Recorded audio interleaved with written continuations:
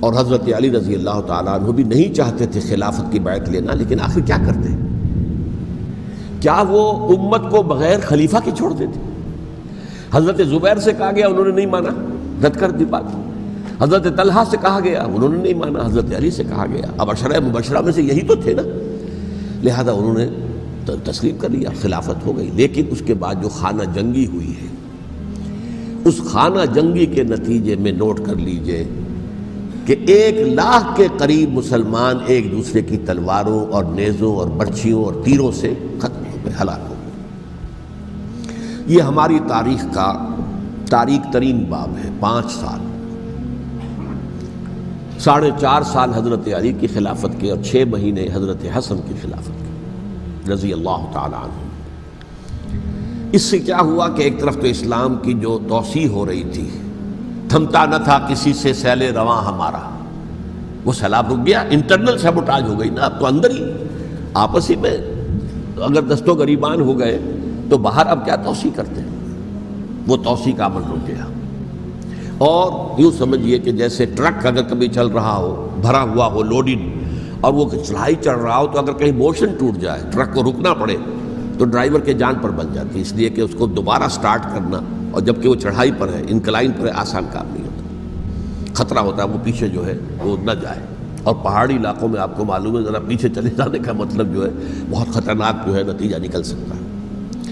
بہرحال حضرت علی رضی اللہ تعالیٰ عنہ نے اپنے خلافت میں ایک کام یہ کیا، اب اس کی کیا مصلحتیں تھیں یہ تو انہی کے علم میں ہوگا، ہم قیاس کر سکتے ہیں، میں اس میں نہیں جانا چاہتا۔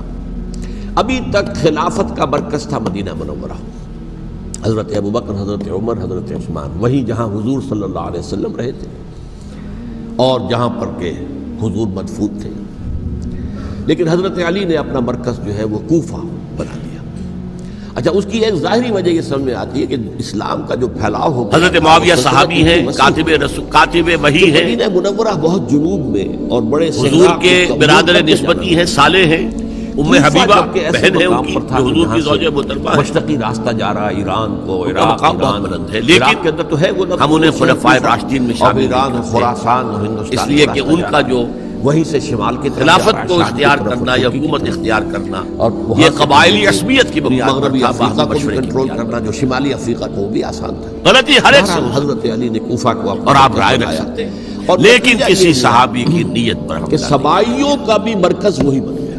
صحابی کی نیت پر حملے کا مطلب کیا ہے کہ محمد صلی اللہ علیہ وسلم تزکیہ نفس نہیں کر رہا ہے۔ اب ظاہر بات ہے یہ ریفلیکٹ کرے گی حضور کی اس پوری کی پوری جد و جہد پر کہ شخصیت سازی نہیں کر جمل ہو رہی تھی، ابھی جنگ نہیں ہوئی تھی۔ حضرت عائشہ، حضرت طلحہ، حضرت زبیر، حضرت معاویہ نے خط لکھا، اس مطالبے کے لیے اور رومی حضرت عثمان کے کتے، قاتلوں کو سزا دی جائے، قصاص لیا جائے۔ اگر تو نے دارالاسلام پر حملہ کرنے کی جرت کی تو سن لے آمادہ ہو گئے کہ علی کی طرف سے لڑنے والوں میں سب سے پہلے معاویہ ہوگا تیرے خلاف۔ کر کے سزا دوں گا۔ عین اسی وقت حضرت علی کو انہوں نے شہید کیا جو ان کے ساتھی تھے، کا مجمع سواری کھڑا ہو گیا، ہم سب قاتل عثمان ہیں، لو ہم جنگ صفین میں۔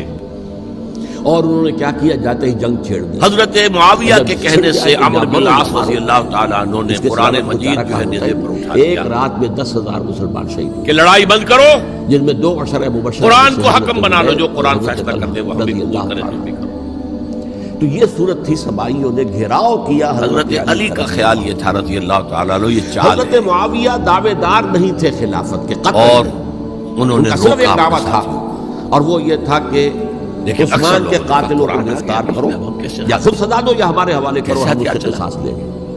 اس لیے کہ قبیلہ بنو امیہ کا تھا۔ اس میں اور حضرت میرا علی ذہن معاویہ جاتا ہے بن ایک حدیث کی طرف، تو ایک خاندانی طور پر بڑی اہم حدیث ہے، قصاص لیں گے ان سے جنہوں نے قتل کیا، اور اس کے راوی حضرت علی ہیں۔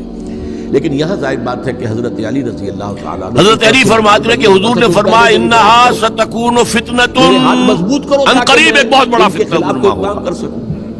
لیکن انہیں یہ اندازہ تھا کہ اگر میں نے حضرت علی فرماتے ہیں میں نے عرض کیا مل مخرج منہا یا رسول اللہ، اس سے نکلنے کا راستہ سبائی جو ہے وہ آپ کو گھیرے ہوئے، فرمایا کتاب اللہ عجیب الجھاؤ، ایک ڈائلیما تھا، فیہ خبر ما قبلکم و نبأ ما بعدکم و حکم ما بینکم. اس قرآن میں تم سے پہلے لوگوں کی خبریں موجود ہیں، بعد آنے والوں کے حالات موجود ہیں، اور تمہارے درمیان جو اختلافات بھی پیدا ہوں گے ان کا حل موجود ہے. اور ایک خارجی ملک ابن ملجم کیسے نہ مانو قرآن کو حکم بنایا جا رہا.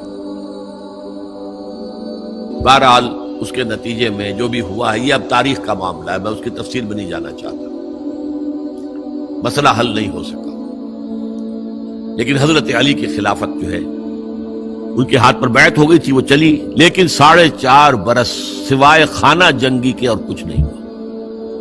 وہ جو قافلہ آگے چل رہا تھا سیل رواں، وہ 1 انچ بھی آگے نہیں بڑھا. البتہ قیصر روم نے جب دیکھا یہ تو آپس میں لڑ رہے ہیں، اب موقع ہے میں حملہ کروں.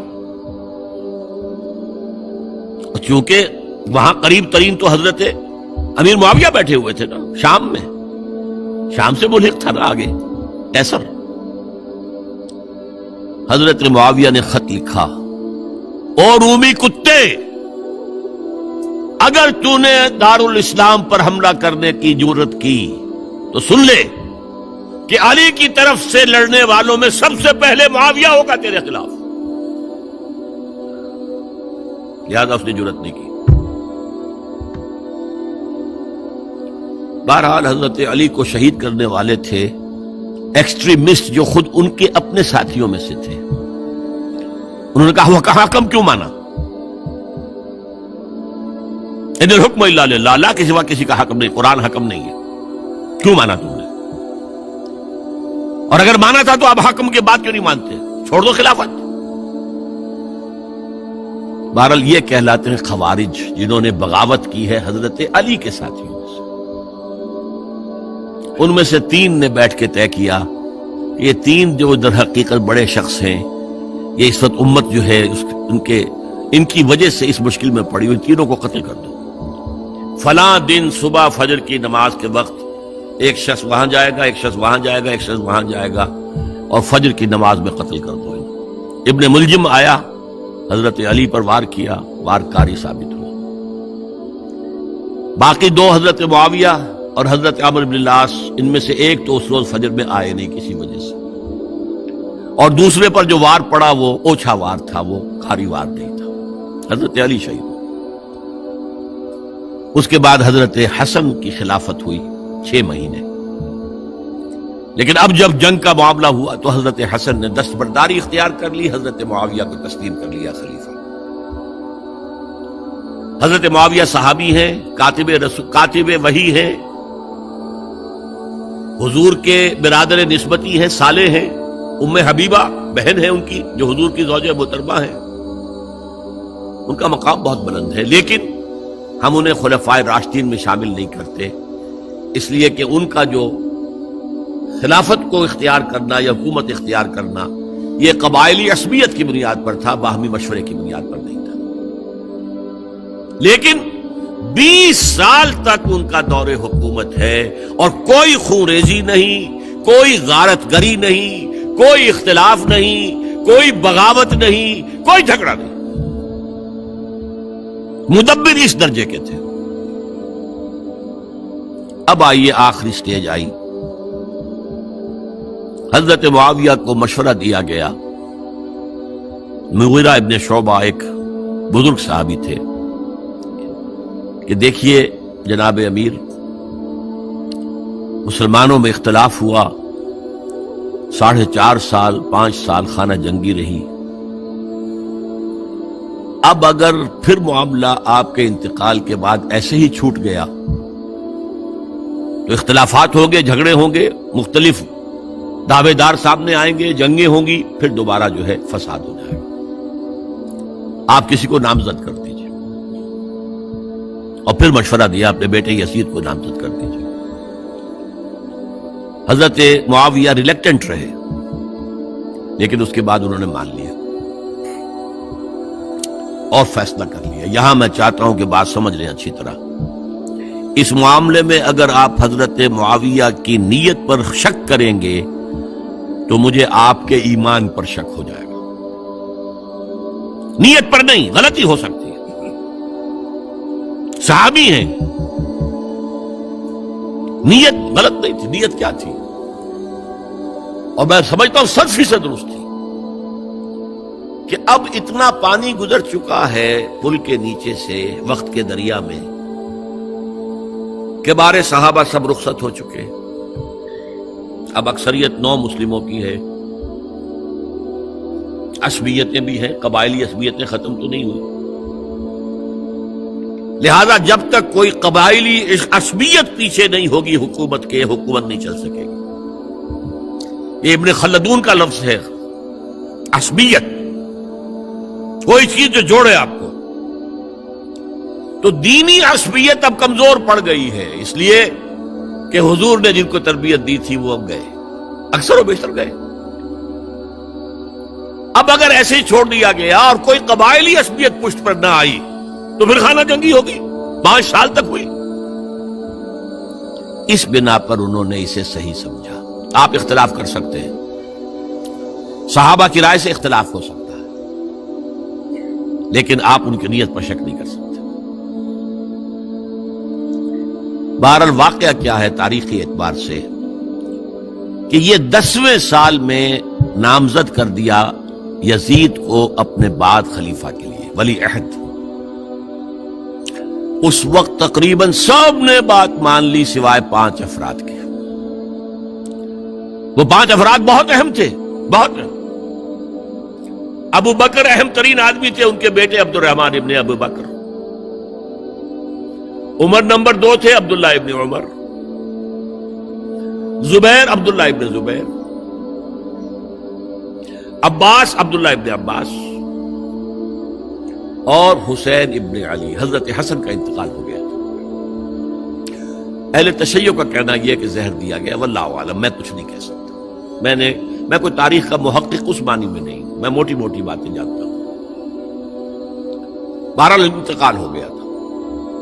5 آدمیوں نے نہیں مانا، لیکن دیکھیے یہ تھی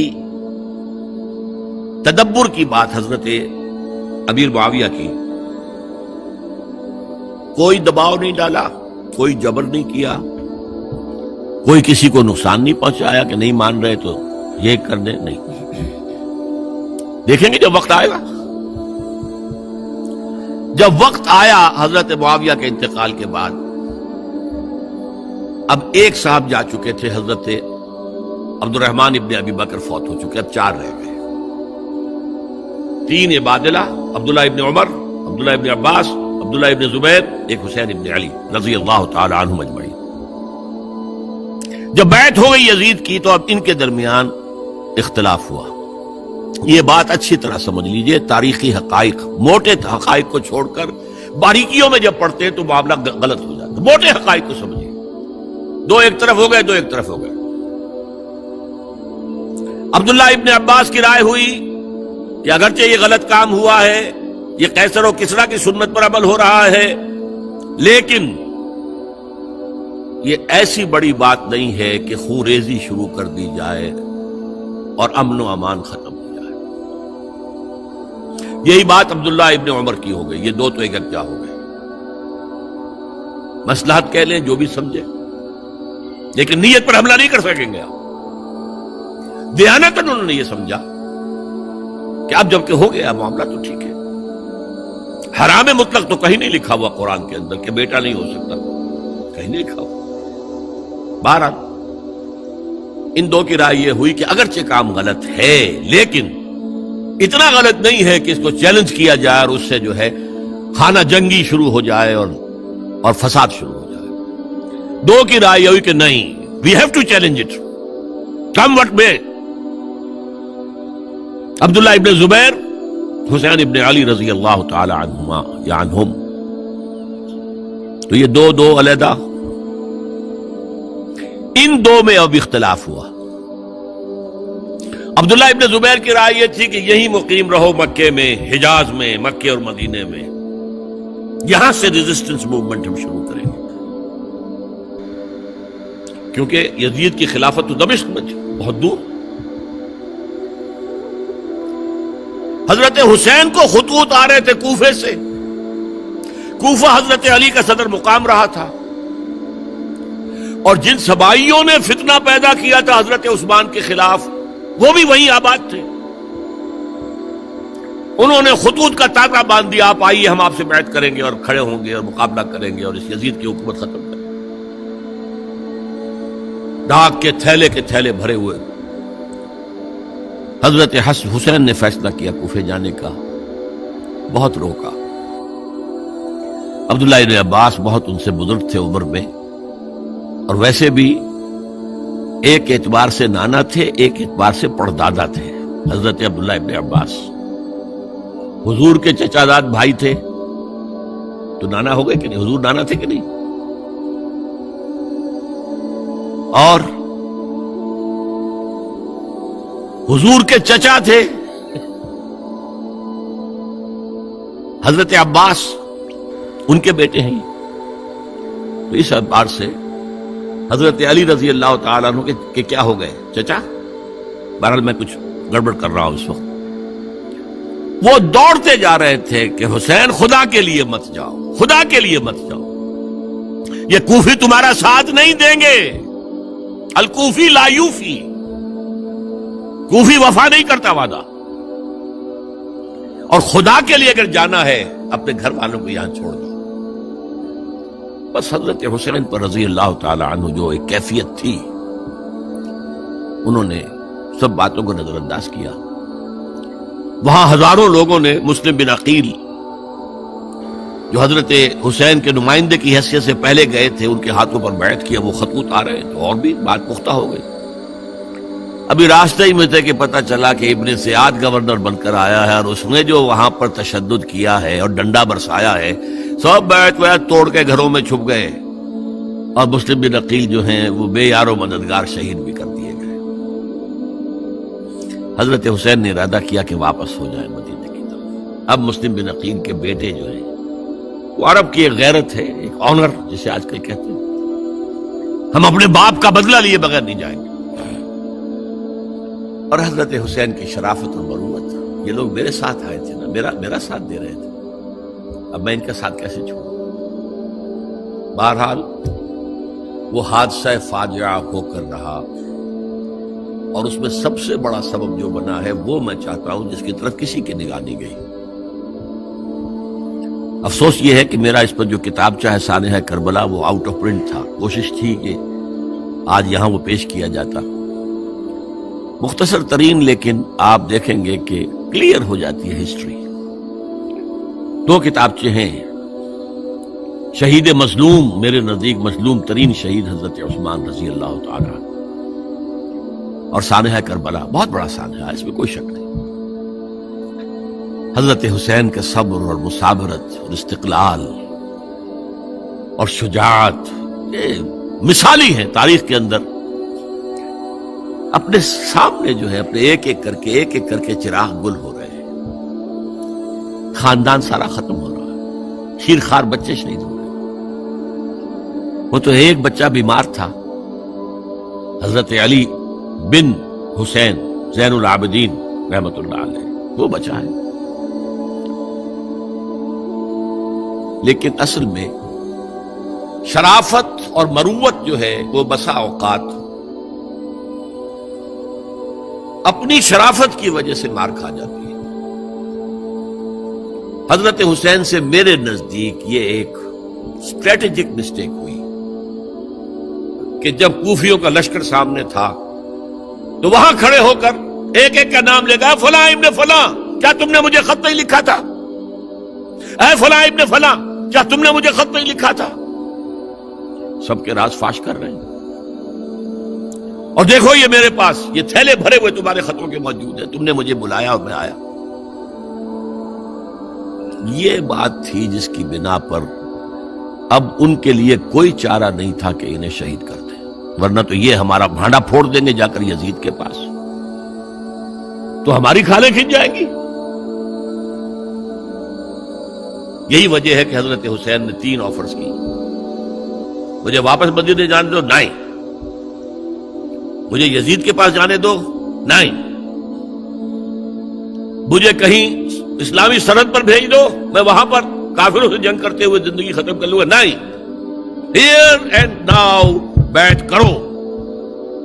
یہ حضرت حسین کی شرافت، غیرت، حمیت، مروت اس کے خلاف تھا.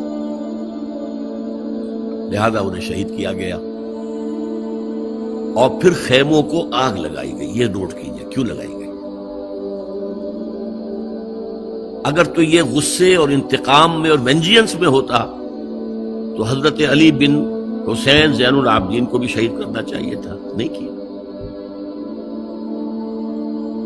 اگر یہ اس طرح کا معاملہ ہوتا تو خواتین کی بے حرمتی ہوتی، نہیں ہوئی. یہ خیمے کیوں جلائے؟ تاکہ وہ جو ایویڈنس ہے وہ ختم ہو جائے. ہمارے خلاف یہ جو ڈاکومنٹری پروف لیے پھر رہے ہیں،